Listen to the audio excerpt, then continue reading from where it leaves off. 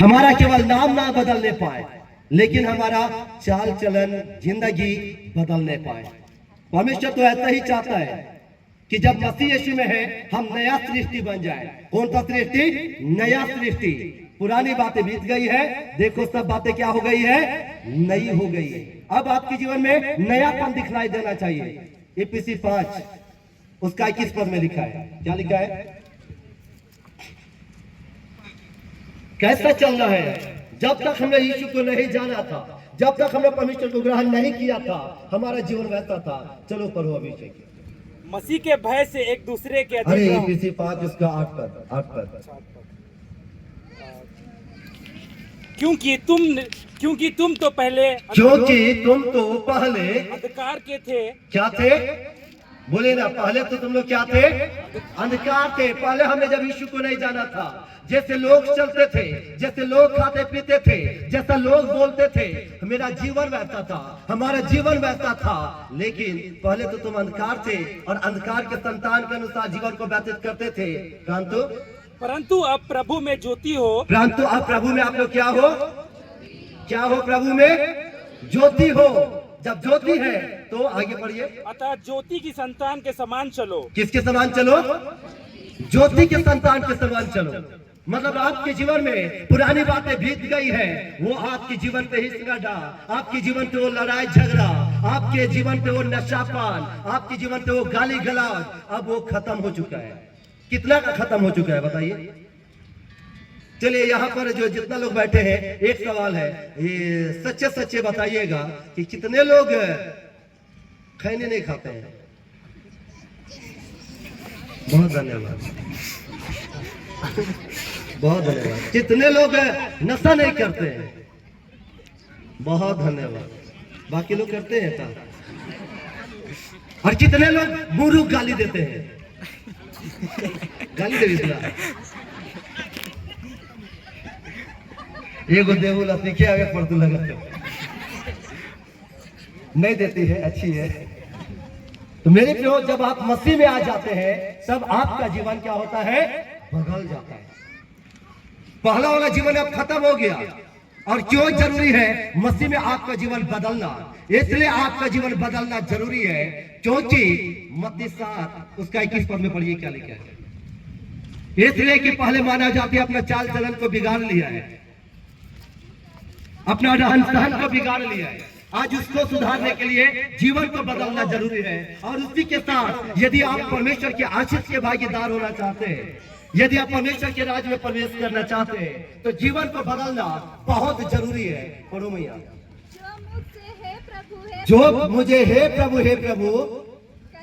कहता है, उनमें से हर एक कोई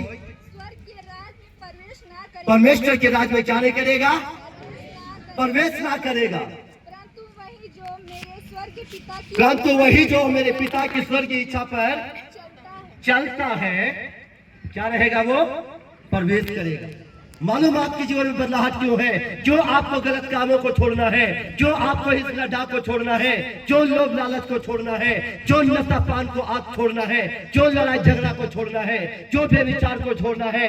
यदि हम मसीह में है और केवल हे प्रभु कह रहे और जीवन नहीं बदल रहा है, तो हम परमेश्वर के राज्य में प्रवेश करने वाले नहीं है। तो मसीह जीवन हमारा बेकार हो जाएगा। और इसलिए पौलुस कहता है कि यदि आप मसीह में, तो आपका जीवन कैसा होना चाहिए? बदला हुआ जीवन होना चाहिए।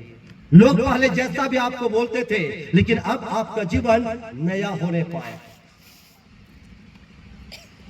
एक छोटी सी बच्ची थी। कैसी बच्ची थी? छोटी सी बच्ची थी और उसको कोई पूछने वाला नहीं था। वो लड़की बहुत ज्यादा खूबसूरत नहीं थी और वो प्लास्टिक चुनती थी, कभी किसी को मांग के खाती थी। छोटी सी लड़की। और वो लड़की ऐसे ही करते करते एक दिन चौराहा पर गई। कहां पर गई? कहां पर गई? अरे तो ध्यान कहाँ हो रे? आधे फिल्मों नहीं दे रहा हो। सावधानी हटी सौतन पटी। हाँ तो ध्यान देना। हाँ सावधानी हटी दुर्घटना घटी भाई। हाँ तो वो छोटी सी लड़की थी और वो प्लास्टिक चुना करती थी। और प्लास्टिक चुनते चुनते एक दिन वो कहाँ चली गई, एक चौराहा पर चली गई। और जब वो चौराहा पर चली गई तब क्या देखती है, एक बहुत खूबसूरत मूर्ति है। क्या है, बहुत खूबसूरत मूर्ति है। और वो मूर्ति को देख के वो लड़की बोली, क्या बनाने वाला इसको खूबसूरत बनाया है, क्या खूबसूरत बनाया है, क्या उस मूर्ति के जैसा क्या हम सुंदर कभी बन सकते हैं, क्या मेरा ऐसा रूप रंग होगा।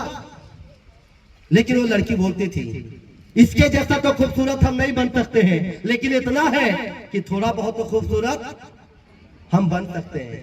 लेकिन वो लड़की बोलती थी, अरे हमारे घर में तो पैसा ही नहीं है, हमको तो कोई पूछने वाला नहीं है, तो कैसे मेरा जीवन बदलेगा, कैसा मेरा चेहरा बदलेगा। लेकिन वो लड़की बोली, नहीं, उस मूर्ति के जैसा मेरा चेहरा नहीं बदलेगा, उस मूर्ति के जैसा हम सुंदर नहीं बन सकते हैं, लेकिन मेरे जीवन में, मेरे चेहरे में कुछ तो परिवर्तन आएगा। कितना परिवर्तन आएगा, कुछ तो परिवर्तन होगा। होते कि उसके जैसा हम नहीं बन पाएंगे, लेकिन थोड़ा ना थोड़ा बदलाव तो जरूर आएगा। और वो लड़की प्लास्टिक बेचती थी। अब प्लास्टिक बेच के फेयर एंड लवली खरीदती थी। क्या खरीदते थे आप? कौन सा लवली लगाते हैं, कौन सा क्रीम लगाते हैं? कड़वा तेल। तेल तो बहुत खूबसूरत लगा थी तेरे, ब्यूटीफुल कड़वा तेल का कमाल है भाई। तो लड़की क्या खरीदती थी? Fair and lovely. अब बोलती थे, बहुत ज्यादा साबुन तो नहीं है, डब साबुन तो नहीं खरीद सकते हैं, चल भैया कौन साबुन तो नहीं है, कौन साबुन। हाँ, और वो बोलती थी, बार बार देखती थी मूर्ति को। किसको देखती थी? मूर्ति को बार बार देखती थी और बोलती थी, अच्छा आज थोड़ा सा मेरा बदला है, आज मेरा थोड़ा सा बदला है। और अचानक से वो लड़की ना गायब हो गई। कहाँ हो गई बच्ची?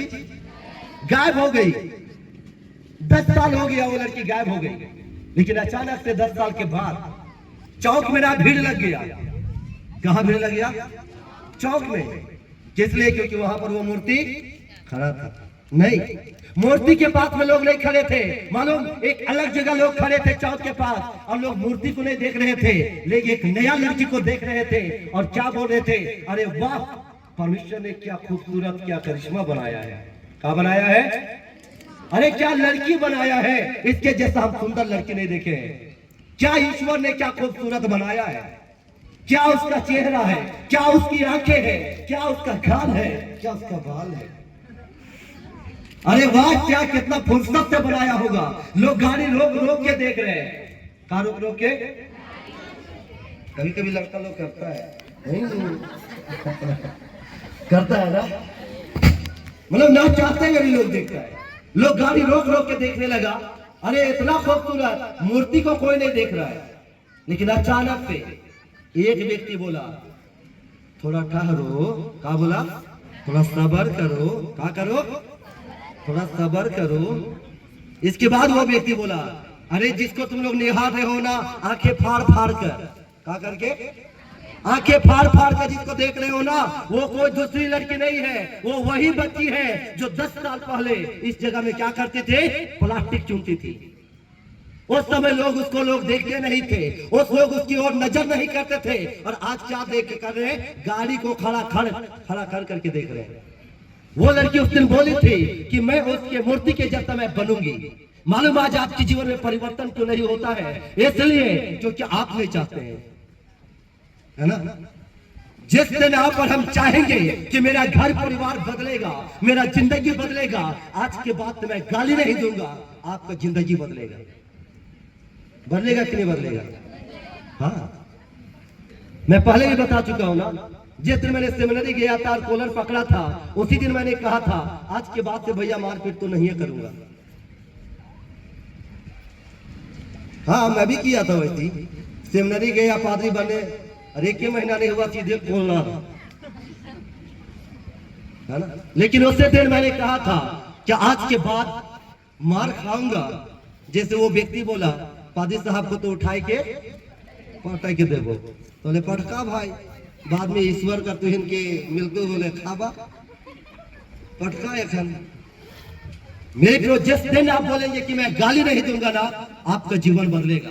जिस दिन आप बोलेंगे ना कि आज के बाद में मैं इस खैनिक को हाथ में लगाऊंगा, जिस दिन आप बोलेंगे इस नशा पान को मैं हाथ में लगाऊंगा, आपका जिंदगी बदलेगा। लेकिन हम लोग बदलना चाहते नहीं है। एक संत थे और वो संत क्या बोलते हैं मालूम? जब वो बचपन में था तो बोला करता था, हे ईश्वर मुझे इतना सामर्थ दे कि पूरा दुनिया को बदल दूंगा। किसको बदल दूंगा? इतना सामर्थ दीजिए कि पूरा दुनिया को बदल दूंगा। नहीं बदला। थोड़ा सा बड़ा हुआ तो वो बोला, हे ईश्वर इतना सामर्थ दे कि मेरे पूरा परिवार को बदल दूंगा, पूरे समाज को बदल दूंगा। नहीं बदला। जब बूढ़ा हो गया तो बोला, हे ईश्वर इतना सामर्थ दे कि खुद को बदल दो। जब खुद को बदला सारा चीज बदलना शुरू हो गया। बहुत बार हम लोग क्या करते हैं? बदलते नहीं है, सुनते तो हैं लेकिन बदलना चाहते नहीं है। आप चाहेंगे सब कुछ बदलेगा, आप चाहेंगे सब कुछ होगा। बदलना आपके हाथ में है। किसके हाथ में है? आपके हाथ में है। और इसलिए आज बहुत जरूरी है। पौलुस चाहता है कि तुम्हारा जीवन बदलता जाए, तुम्हारा जीवन बदलता जाए। तो आज हमारा जीवन बदलता जाए। एक वचन को पढ़िए, यिर्मयाह 8 उसका 11 और 12 पर। चलो पानी का तो काम है भाई, आएगा वो आएगा ही, क्या करना है, आता रहेगा, हम बचते रहेंगे। अच्छा अभी ये बताइए, अभी पानी आएगा तो आप लोग क्या करेंगे? पानी आएगा तो यहाँ पर बैठे रहेंगे या तो कहीं पर बचेंगे? पक्का नहीं आएगा बारिश। हाँ? नहीं आएगा। चलिए पढ़िए यिर्मयाह 8 उसका 11-12 पर।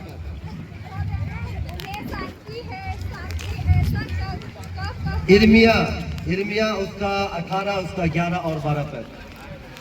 चलिए जब तक पानी आ रहा है हम लोग खड़े हो जाएंगे। गीत को गाते हैं, जल्दी से खड़े हो जाएंगे।